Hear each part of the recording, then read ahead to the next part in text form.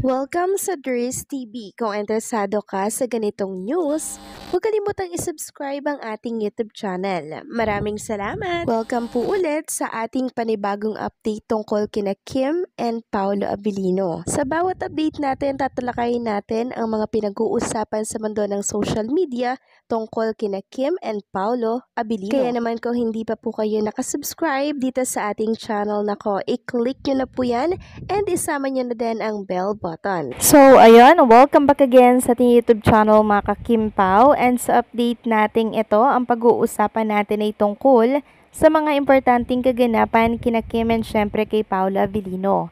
Pero bago po ang lahat, maraming salamat sa inyong patuloy na pagsuporta at pagsubaybay sa mga daily update natin. Kaya naman bilang pasasalamat, narito po ang mga napili nating komento patungkol yan sa naging previous update natin. Unang komento mula po ito kay Alice Mantak. Sabi niya, kaya madaming fans ang Kim Pao dahil madaming nagkaka-interes sa story nila. Dahil di lang sila sumikat dahil sa love team, kundi may kwento ng nakaraan. Ang pagiging interesado ni Paolo kay Kim, nagtitiis lang ng pagtingin-tingin hanggang sa nagtagpo na ang landas nila na parehong malaya at napapanood ng mga tao ang mga interview at galawan ni Paolo noon. Pag nakikita si Kim, kaya gusto nilang subaybayan ang love story ng Kim Pao. Naging isa na din ako doon. Maraming salamat sa komento, Ginang Alice Mantak. Yes, tama po kayo dyan. Nagkaroon po ng tsansa si Kim and Paolo Abilino. Diba? Nagkaroon ng pagkakataon para po sila ay magkaroon ng tsansa, diba, na magkalapit po sa isa't isa. Si Paolo bilang crush niya at may paghanga siya kay Chinita Princess, nag-antay siya ng matagal na taon, 'di ba? Kaya naman hindi na po ito papakawalan ni Paolo Abilino mga ka-Kimpaw. Alam na alam natin sa isang lalaki pag seryoso siya sa isang babae at nakikita natin 'yon kay Paolo Abilino, hindi po ba? Talagang napaka-gentleman niya kay Chinita Princess.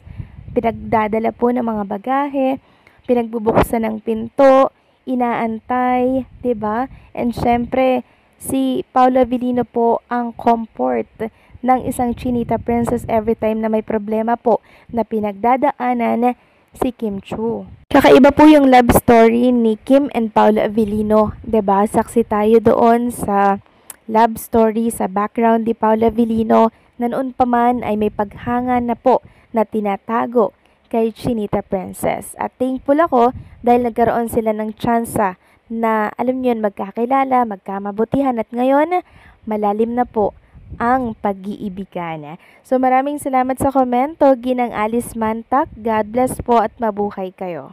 At ang pangalawang komento naman ay mula po kay Ginang Edetana Donza. Sabi niya, nako po ang sweet ng ganap ng Kim Pao. We're very proud of them. Talagang super bagay sa dalawa, sigawan at hiyawan ng fans. Napawaw kami at nawala ang aming antok sa pag-aantay namin sa kanila. Super kilig to the bones ang Kim Pao. Siguro, madaling nag-check out kasi may pupuntahan pa sila. Bibisita pa sila kay Aki. Kim Pao International na ang love team nila at mag-asawa coded na. To Kim and Pao, sana hindi kayo maghiwalay. God bless you both. Maraming salamat po sa komento, Ginang Edetana Donza. Tama po kayo.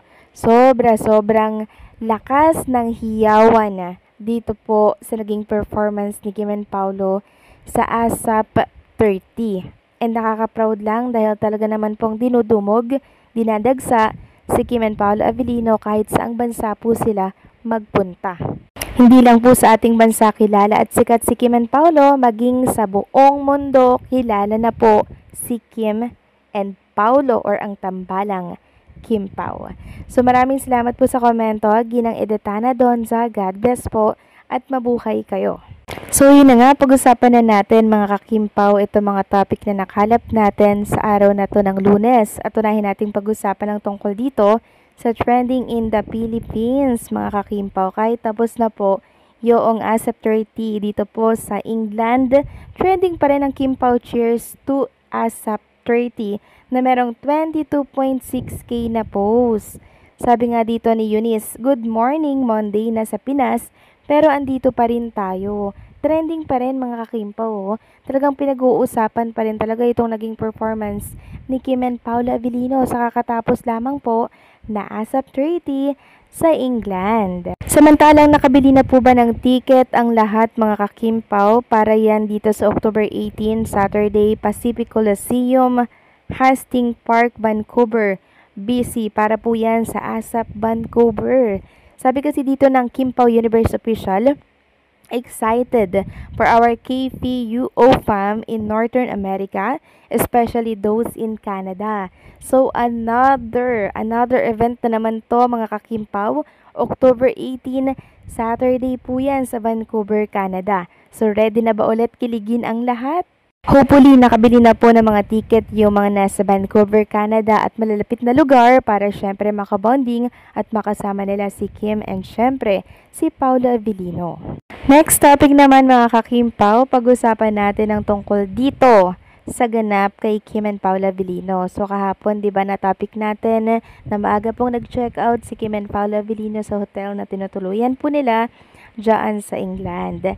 So maraming nagtatanong kung saan bang lugar ang punta ni Kim and Paolo Avellino para mag-vacation and syempre gumawa ng moment dito sa ibang bansa hanggat sila po ay nandirito pa sa England. So hindi para talaga sila uuwi ng Pilipinas para sulitin ang vacation dito po sa England.